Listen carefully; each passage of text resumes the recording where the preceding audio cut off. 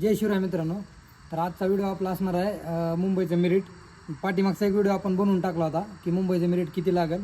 आपण त्याच्यामध्ये प्रत्येक कास्टाचं आणि पॅरलर रिझर्वेशनचं सगळं मेरिट डिटेलमध्ये आपण एक्सप्लेन करून सांगितलं होतं. तुम्ही तो ज्यांनी व्हिडिओ बघितला नाही तो व्हिडिओ तुम्ही जाऊन बघू शकता, त्याचा तुम्हाला नक्की फायदा होईल. आणि दुसरी गोष्ट, आता कालची एक अपडेट आली होती. काल मुंबईचे मार्क अपडेट झाले होते. सगळ्यांचे मार्क त्याची एक PDF आली होती, त्यात तुम्ही बघितलं असेल. तर त्या PDFच्या मार्कानुसार आपण ते काल जे PDF आली होती त्याच्यानुसार आपण मार्क बघितलेले आहेत. तर मार्कानुसार आपण आज तुम्हाला काल सांगितलेलं मेरिट बरोबर होतं. आपण सांगितलेलं भरपूर जणांचे अंदाज चुकीचे ठरलेत मित्रांनो. कारण की लय जणांनी मेरिट सांगितलं होतं आपल्याला की 132 प्लसच सांगितलं होतं सगळ्यांनी. 134 मार्क, 35 मार्क, काय जणांचं तर म्हणणं होतं 136 मार्कला मेरिट जाईल. पण आपण जो व्हिडिओ बनवला होता तुम्ही जाऊन चेक करू शकता. त्याच्यात आपण सांगितलं होतं की मेरिट किती आपलं जवळपास 130 ते 132च्या रेंजमध्ये राहील. आणि त्याच्यानंतर शेवटला व्हिडिओ संपताना आपण सांगितलं होतं मी ओव्हरऑल आपलं मेरिट झाल्याच्यानंतर की ओपनचं मेरिट जे अजून त्याच्यापेक्षा कमी लागण्याचे भरपूर चान्सेस आहे.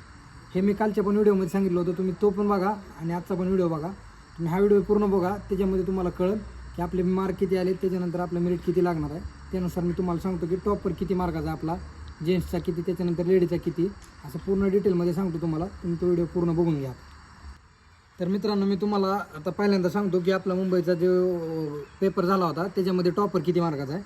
तर पुरुषमध्ये लेखीचा टॉपर 95 मार्काचा आहे मित्रांनो. आणि त्याच्यानंतर महिलामध्ये सेकंड टॉपर जे आहे ते आपलं 94 मार्काचं आहे. 95 मार्कावर एक जण आहे आणि 94 मार्कावर जे आहे ते लेडीज आहे.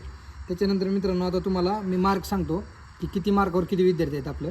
तर मुंबईचे लेखीचे मार्क 95 मार्काचा एक उमेदवार आहे. त्याच्यानंतर 94 मार्कावर 11 विद्यार्थी आहेत. त्याच्यानंतर 93 मार्कावर 7 विद्यार्थी आहेत. त्याच्यानंतर 92 मार्कावर टोटल 29 विद्यार्थी. 91 मार्कावर 54 विद्यार्थी. त्याच्यानंतर 90 मार्कावर 105 विद्यार्थी आहेत. त्याच्यानंतर 89 मार्कावर 149 विद्यार्थी आहेत. 88 मार्कावर 214 विद्यार्थी. 87 मार्कावर 289 विद्यार्थी. 86 मार्कावर 354 आणि 85 मार्कावर 424 उमेदवार आहेत. हे असे 85पर्यंत आपण सांगितलेलं आहे मित्रांनो. आता तुम्हाला ओव्हरऑल पण सांगतो की 80 ते 85, 85-90मध्ये किती विद्यार्थी आहेत.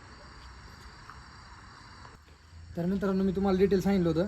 तर 95 ते 100मध्ये एकच विद्यार्थी आहे. त्याच्यानंतर 90 ते 94मधले जे टोटल मार्क होते आपले टोटल विद्यार्थी सांगितले ते 206 विद्यार्थी आहेत. त्याच्यानंतर 85 ते 89 मार्क, ह्याच्यामध्ये 1430 विद्यार्थी आहेत आपले. त्याच्यानंतर 80पासून ते 84 मार्कापर्यंत 3276 विद्यार्थी आहेत. हे असं टोटल झालं आहे आपले मित्रांनो. 80+ मार्क असणारे टोटल जर काउंट केले 80 ते 100पर्यंतचे तर टोटल उमेदवार आहेत 4913 आहेत मित्रांनो. आणि ह्याच्यामध्ये आपलं झालं तर दुसरं आपण टोटल जे सांगितलं होतं हे टोटल 4913 झालं. आणि आपल्या जागा 3500 समथिंग आहेत मित्रांनो. 3500च्या वर जागा आहे थोड्या, त्या हिशोबानं मेरिट लागणार आहे. तर आता मी तुम्हाला कालचं मेरिट सांगितलं होतं. त्याच्यानंतर ह्या मार्काच्या याच्यावरून ओव्हरऑल मेरिट पण तुम्हाला सांगतो. ते 99% मेरिट हेच राहील मित्रांनो. तर मित्रांनो, कालचं ते मेरिट सांगितलं होतं. आता तुम्हाला टोटल मार्क मी सगळे सांगून दिलेत. त्याच्यानंतर आता कालच्या त्या मार्काच्या हिशोबानं तुम्हाला मेरिट सांगतो मी आणखीन एकदा. ते कालचं होतं ते प्रॉपर आपलं होतं, त्याच्या काय नॉर्मल चेंजेस होतील मी सांगितलं होतं. पण आता मी मेरिट सांगतो हे आपलं फायनल मेरिट असणार आहे मित्रांनो. ह्याच्यात नॉर्मल एक ते 2 मार्काचा चेंजेस होईल. ते पण काय नाही, 99% हेच मेरिट राहील. कारण की ह्याच्यामध्ये अजून NCCचे मार्क ॲड होतात. त्याचाच फक्त आता काय फरक पडला तर नॉर्मल फरक त्याचा पडू शकतो. नाहीतर बाकी सेम टू सेम हे मेरिट राहील. 99% ते मेरिट हेच राहील मित्रांनो. त्याच्यामुळे तुम्ही हे मेरिट फायनल समजा. पण मेरिट यायला 4-5 दिवस जातील, अजून एक आठवडा, तोपर्यंत तुम्ही वेट करा. तर आता पहिल्यांदा मी तुम्हाला मेरिट सांगतो. तर ओपन कॅटेगरीचं जे पुरुषचं आपलं मेरिट आहे ते 130 असणार आहे. आणि ओपनचं महिला असणार आहे 124 मार्काला. त्याच्यानंतर SCचं कॅटेगरीचं पुरुष असणार आहे 122 मार्क आणि SC कॅटेगरी महिला 115 मार्क. त्याच्यानंतर SC कॅटेगरीचं पुरुष 119 आणि महिला ST 114 मार्क. त्याच्यानंतर VJA कॅटेगरी पुरुषचं 127 आणि VJA महिला 117 मार्क. त्याच्यानंतर NTB पुरुष 125 मार्क आणि NTB महिला 119 मार्क. त्याच्यानंतर पुढची कास्ट असणार आहे मित्रांनो आपलं NTC कॅटेगरीचं पुरुष मेरिट असणार आहे 128 मार्क आणि महिलांचं मेरिट असणार आहे 121 मार्काला मित्रांनो.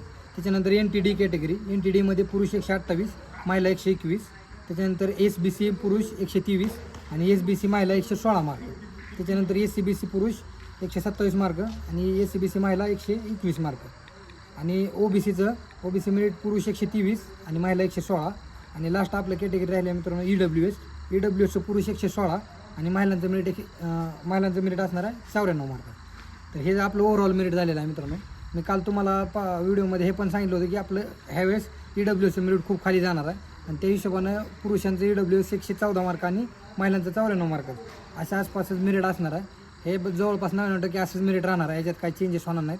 आता फक्त ह्याच्यात लास्ट एक चेंजेस राहिलेला आहे, तो म्हणजे आपले NCCचे मार्क ॲड होणार आणि ते मार्क ॲड होऊन एक जवळपास आता NCCचे कॅन्डिडेट बोलवणार, ते डॉक्युमेंट व्हेरीफाय करून घेतील आणि त्याच्यानंतर ते मार्क ॲड करून आपल्याला एक 8 ते 10 दिवसात लिस्ट लागून जाईल मित्रांनो.